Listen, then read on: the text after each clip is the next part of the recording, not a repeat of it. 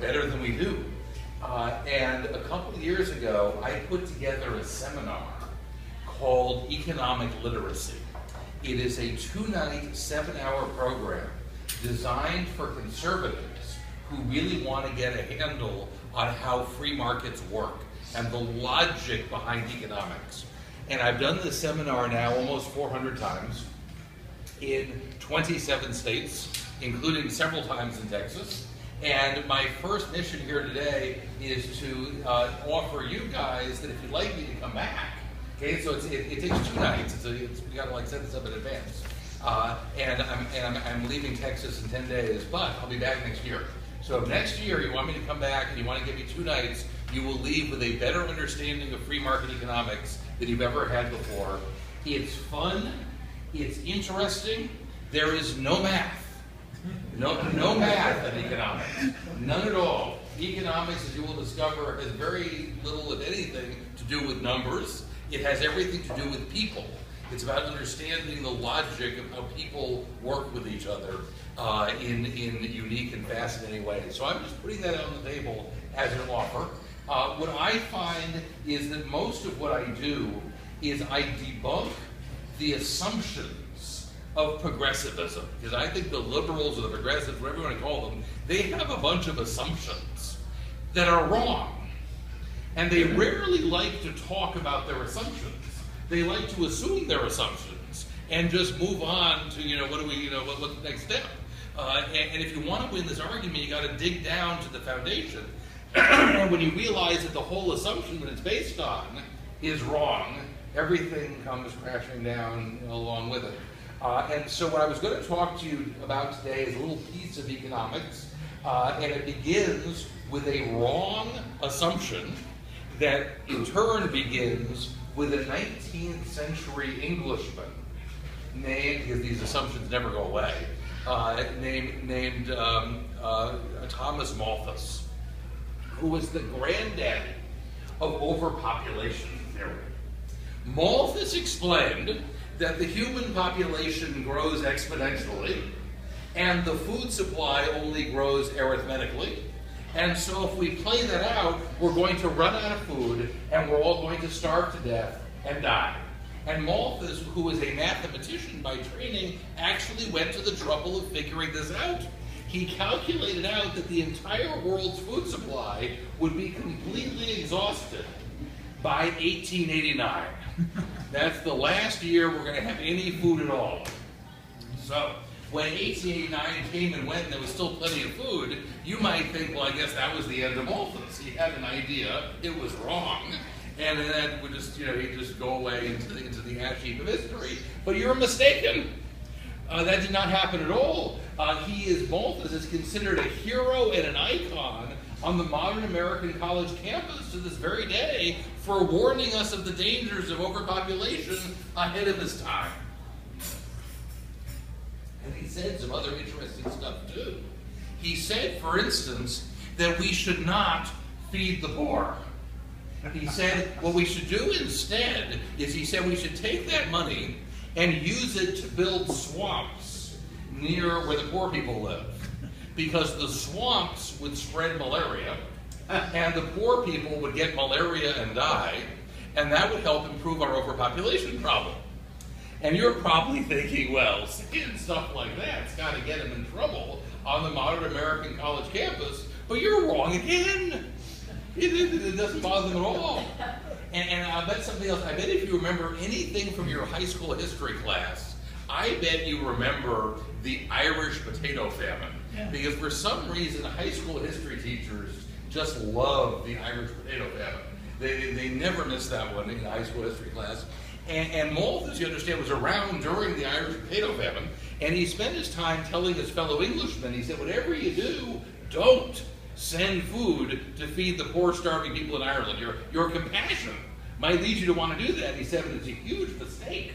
Because if we feed them, they're going to multiply and multiply and multiply, and before long we'll be up to our eyeballs in Irishmen. And you're thinking, surely this has got to be unacceptable on the modern American college campus, but your problem is you just don't understand the modern American college campus. The first thing you gotta understand about the modern American college campus is that racism is fine. They don't have a problem with racism in modern universities today. Not if you're one of their guys.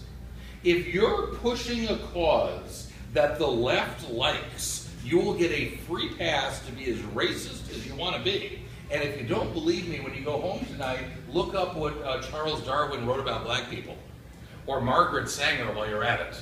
Okay? So not only was Malthus not discredited, he gave rise to a whole new generation of overpopulation theorists in the 20th century. The most famous of whom was named Paul Ehrlich, who wrote a book in 1969 called The Population Bomb.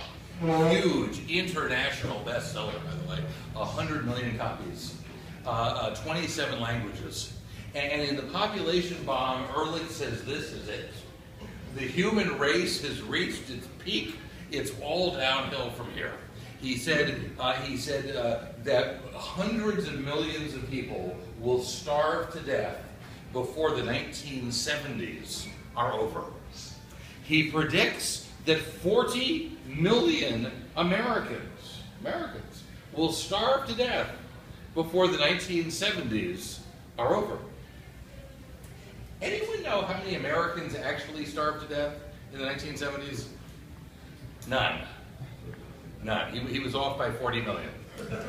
And listen, anybody can make a mistake, but the fascinating thing here is what actually happened. Okay, we got the predictions. What actually happened is like this. Between 1950 and today, the world's population has approximately doubled. We use about a third less farmland than we used in 1950. Doubled the population, shrunk the farmland. There was far less hunger and far more prosperity in the world today than there was in 1950. The question is why? Why were Ehrlich and Malthus so wrong? I mean, it's the exact opposite is what actually happened. And their math is fine. I checked the numbers, it all adds up. But their conclusion is absolutely, 180 degrees wrong. And the answer, and it's an important answer, goes to the very essence of what, at least to me, economics is all about. I think that economics is the science of understanding the uniqueness of the human species. You see, had Ehrlich and Malthus been writing about some other species, they might very well have been right. If there's too many deer in the forest, you know what happens? They starve. They do starve. But as the human population increases, we not only don't starve, we get richer. How does that happen? You get the exact opposite result with humans as opposed to every other species. And the answer, and there is a very specific scientific answer here that I'm going to give you. There's actually two answers because there's two tricks that the human race has that no other species has, which makes the laws of nature to start running backwards for us. And the first trick is that we humans, and only we humans, innovate. No other species innovates. Not at all. How does innovation work? Well, it works like this. Individual human beings have ideas.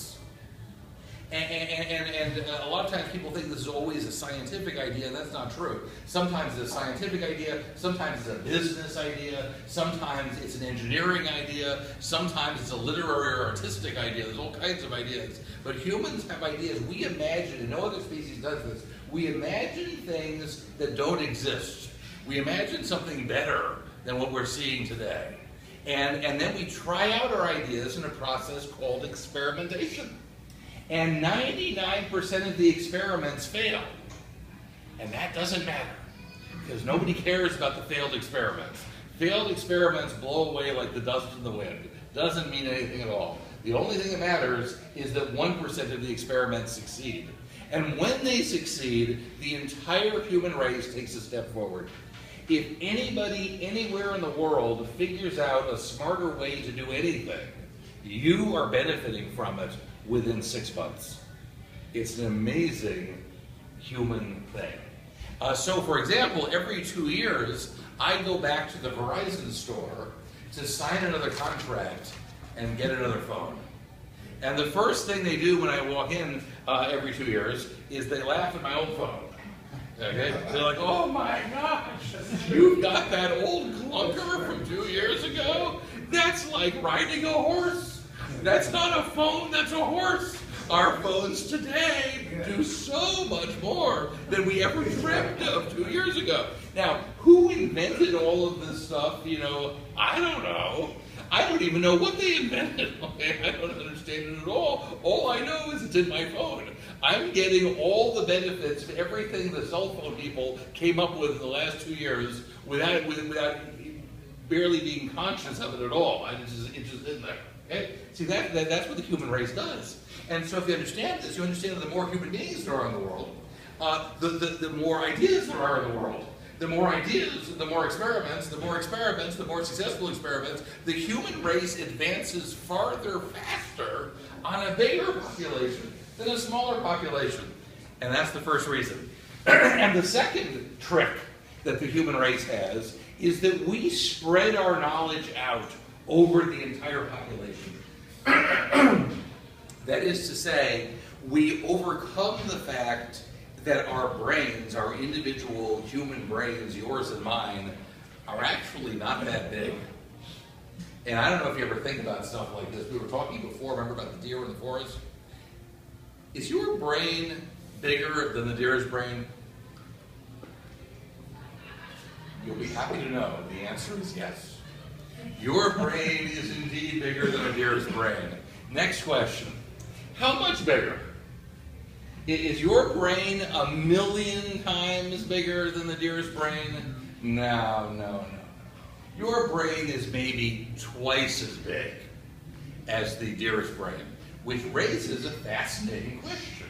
How come your life is 1,000,000 times better than the deer's life? I mean, it is, you know. Look at your human life. You can hop on an airplane and be on the other side of the world tomorrow if you want it. Okay? You can bring up your computer and Google up pretty much anything that's happened in the history of the planet. You've got art and science and literature and poetry and fashion and history and politics. I mean, look at all you've got in your human world. The deer is wandering naked through the forest looking for berries to eat. Period. That's his entire life. Nothing else ever happens. Look what you got. Look what the deer's got. The question is, how did you get a life 1,000,000 times better than the deer's life on a brain that's only twice as big? How did you swing that?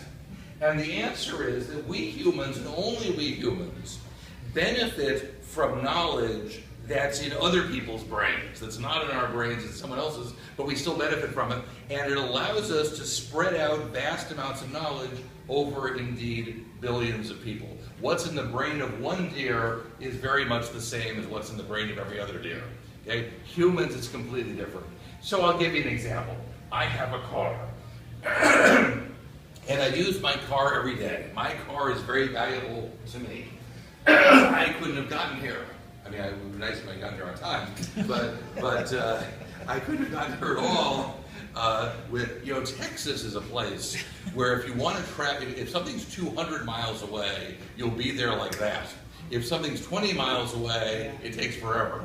It's a unique feature of Texas, but I digress. So my car is very valuable to me. Do I know how to make a car? No. I don't know the first thing about how to make a car. I don't know anything about it. And to be very clear, nobody knows how to make a car. There is no one in the world who knows how to make an automobile. There's 1,000,000 people who each know a little piece about how to make an automobile, and they work together and they make an automobile. And I don't have to know any of it. When I need an automobile, I go to the people who know how to make automobiles, and you know what? They've already made it. It's sitting in the lot. All I have to do is pay for it. And I get the advantage of all of the specialized knowledge that they have about making automobiles. The people who made my automobile don't even speak the same language I speak. Is that a problem? Not at all. I don't have to speak with them. I don't have to meet them. I just get the benefit of all of their accumulated knowledge.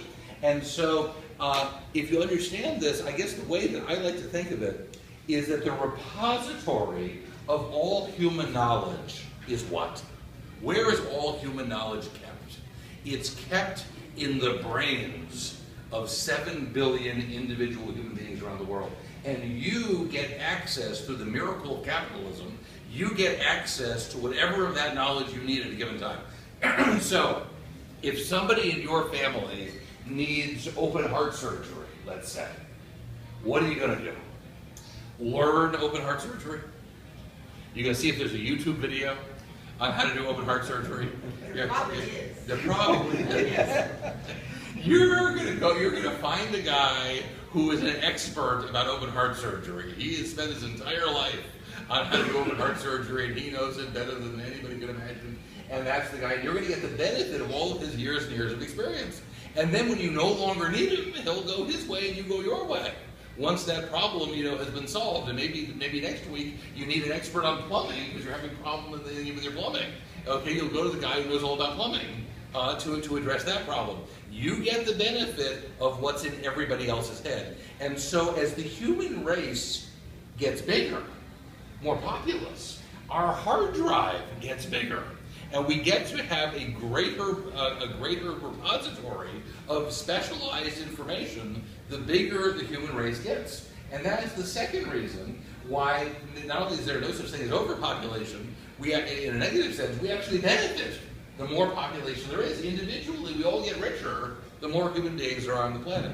And it only works if people are free, right? Because non-free people don't get to experiment because they're not free. So there's 25 million people who live in North Korea, and it's a horrible, really, really not free place. It's the least free country on earth. I think of all the countries in the world, North Korea would be my dead last choice of a country that I would want to live in. If you gave me the entire list, North Korea would be the absolute last one I would ever pick. It's a horror, and it's bad for them, and it's bad for you too. One of the things I want you to understand as you live your life in Texas is that you are poorer than you would be if North Korea were free. Why? Because there's North Koreans who could be inventing stuff. They could be curing cancer. They could be coming up with new technologies, new software, new energy sources. Who knows what? What I do know is that their South Korean cousins are amazingly productive. In South Korea, they're inventing stuff right now. In fact, I think they make my cell phone. Okay? So the South Koreans are inventing all this stuff. The North Koreans are inventing nothing except for nuclear weapons.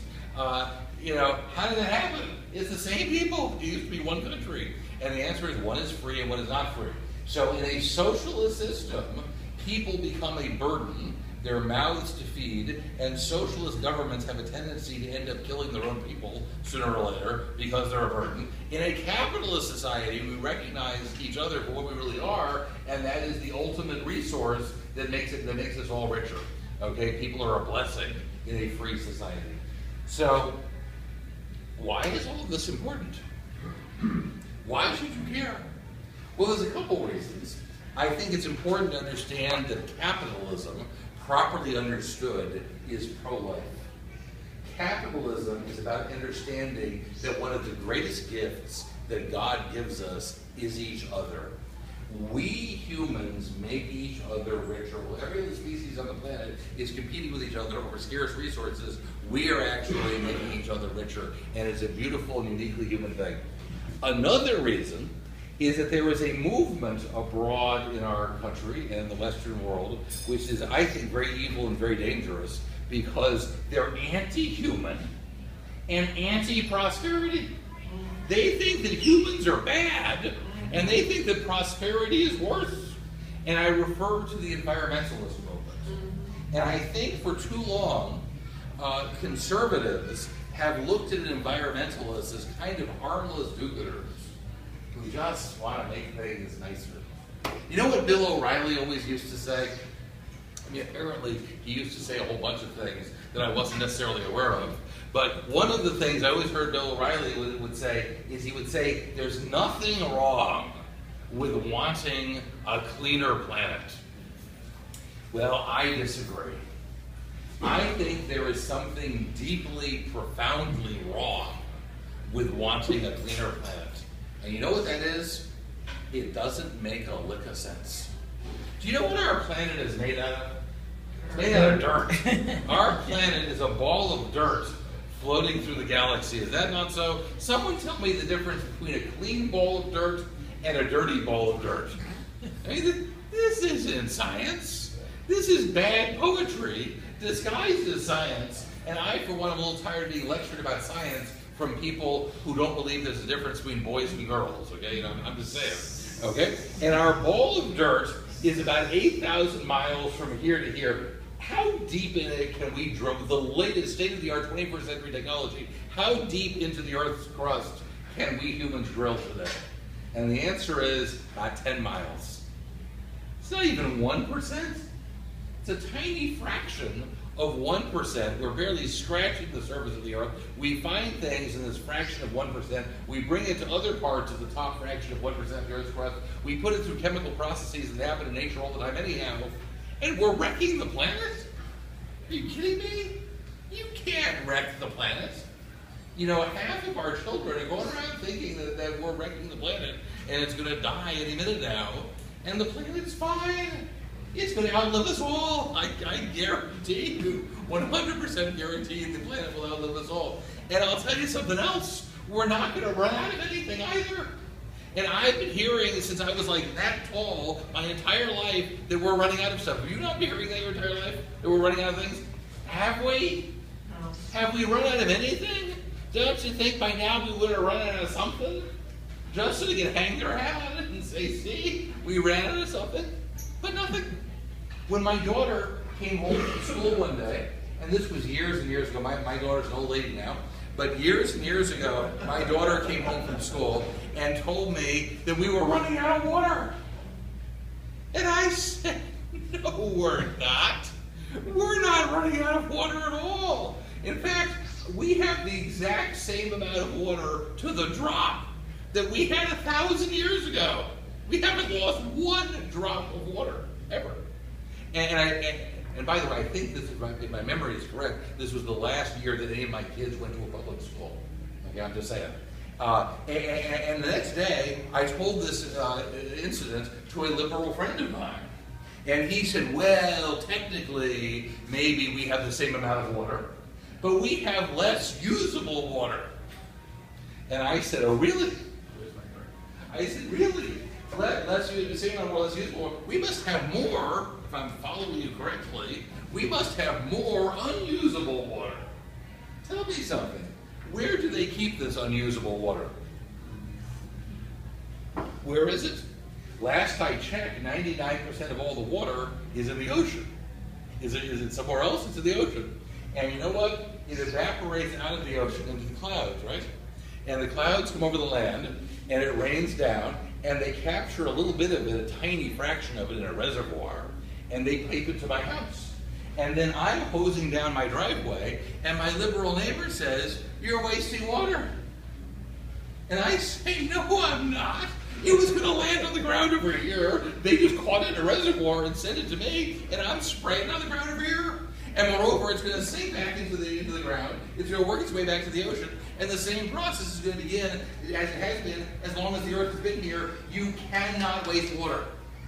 Cannot. I dare you. Go home tonight, get a glass of water at your kitchen sink. See if you can make it go away, so that your great-great-great-grandchildren will not have access to that water. It is impossible. And you could say, okay, maybe water, but maybe there's other stuff we can run out of. Fossil fuels. That was something I was always thought we were going to run out of, because there's only so much and it's finite. And when I was in elementary school, my textbook said that the entire world supply of oil would be completely exhausted by 1988. Is this starting to sound like a pattern? And I'm embarrassed. I was a kid. I actually believed it. I had an image in my mind that one day we'd be at the gas station, and it would be like drip, drip. That's it. That's the last drop of gasoline on Earth. We're walking from here on out. But that didn't happen in 1988, did it? In fact, we have way more oil